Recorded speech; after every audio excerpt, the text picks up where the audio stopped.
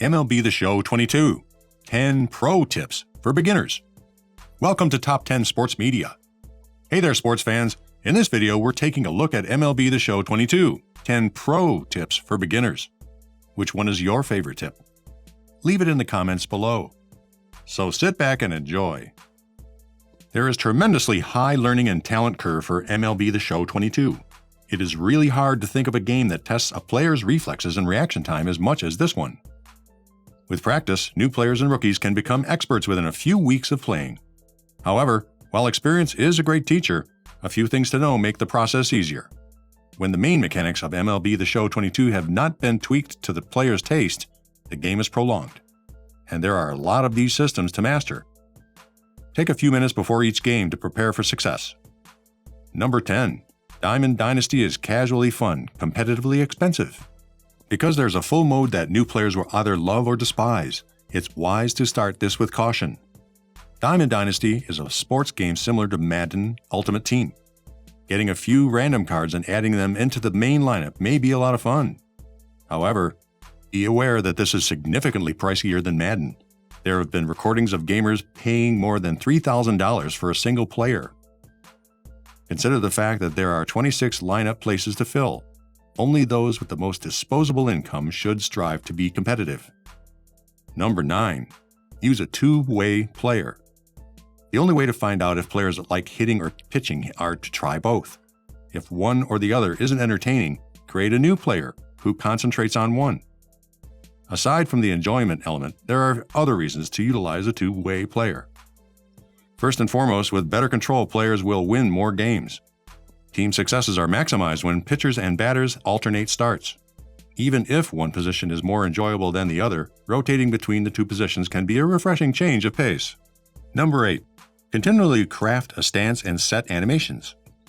The batting stance creator's customization capabilities may overwhelm new players. Try Legend Posture 26 for a great welcoming stance to begin with because it has no inherent flaws or natural proclivities. Alternately, look around for another one that looks good, such as one of your favorite players. No two players will get the same results when employing the same stance. As a result, the trick is to change your stance. Adjust your batting stance to your liking. If pitches higher in the zone are a problem, increase them. Number 7. How Archetype programs work. When playing a position, pick whether to focus on contact, power, or fielding, and when pitching, choose between velocity, control, or break. These decisions will result in the creation of an archetype that may be equipped as an item in the My Ballplayer tab or the profile screen. Players will receive new packs and equipment as they just play the game. A new archetype with a more credible rarity will eventually arrive. Continue on with the new one. This is how you acquire the most exemplary awards and benefits in the game. Number 6. Have an equipment roadmap. Equipment is one of the most effective methods to boost a player's performance in Road to the Show. There aren't nearly enough stubs to initially earn the greatest gear in the game.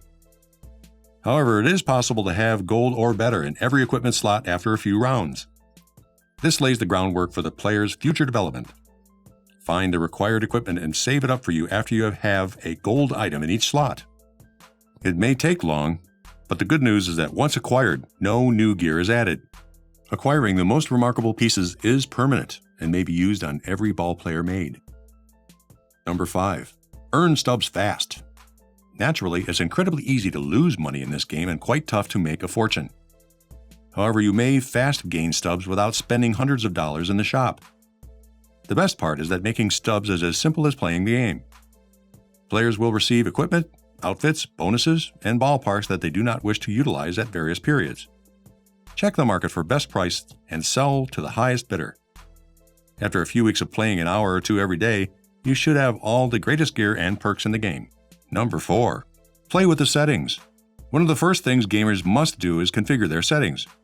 The game will ask you to do so when you first start it up and provide some testing. Definitely try out these options and go with the ones that seem the most natural. Don't be concerned about utilizing a simple environment. There are benefits to adopting more complicated settings, but if players are accustomed to the throwing controls, opponents will hit Little League home runs on a regular basis. Adjust the throwing controls to your liking for now, and then switch them when you're ready for a more difficult task. Number 3. Choose a team to play for. Perhaps the most common mistake rookie players make is to choose or not pick a team and then spend years in the minor levels before being called up to the big leagues. That has a mathematical explanation, which players should be aware of. The MLB team is unlikely to call up the player unless their OVR exceeds that of the team's starting pitcher. For instance, because Ronald Acuna Jr. has a 99 OVR, playing center field for the Braves will be impossible until he retires. It's okay to play for one of the finest teams in the league. Just make sure they have a hole that has to be addressed. Number 2. Hit for contact first. Hitting is an occurrence that happens in a flash. To begin with, just putting a bat on the ball is a mountain to conquer. The effective hitting zone reduces while swinging or hitting for power. Players who begin by hitting for contact increase their chances of putting a ball in play on every stroke. Want to make a big hit? Continue to maximize contact. All swings, not only contact swings, will benefit from this. Small ballers and sluggers alike will benefit from this foundation. Number 1. Target corners when pitching. There's actually no good reason to target the sides or the middle of the strike zone. It can be really tempting since sometimes a player will look like they have a blue-colored hole when hitting balls at that spot. But that is only weak compared to others. Any given athlete will punish a ball down the middle to some degree. The corners are where pitchers should live at. Target the edges of the strike zone. Players will be forced to take a strike or a swing most of the time. With 2 strikes, target the outer edge of the zone. The batter has to swing to protect themselves and will likely miss. So that concludes the MLB The Show 22 10 Pro Tips for Beginners video. If you have any further questions or comments, please feel free to leave them in the comments section below. Are you looking for more sports-related videos? Of course, you don't want to miss our excellent and exciting videos. And be sure to check out our other videos for more great content like this. That's it for today. Until next time.